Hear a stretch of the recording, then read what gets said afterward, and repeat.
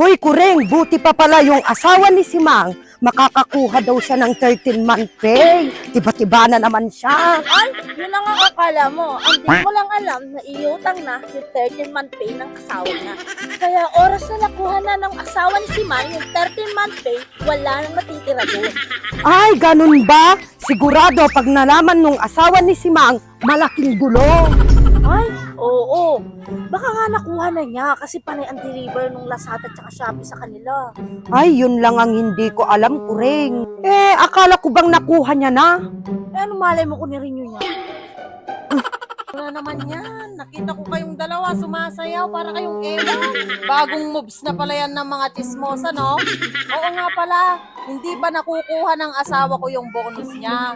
At saka yung kalahati pa lang doon ang naiutang ko para sabihin ko sa inyo at para makontento na kayo. Kasi pag kayo ang nagkwento, sumusobra.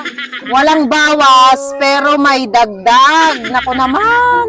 Tsaka wala kayong mga pakialam, naiinggit lang kayo kasi yung mga asawa nyo walang 13-month pay. Magsiuwi na nga kayo, ang babaho ninyo, nakaharang pa kayo dito sa daan. Magsiligo nga muna kayo bago kayo magchismis.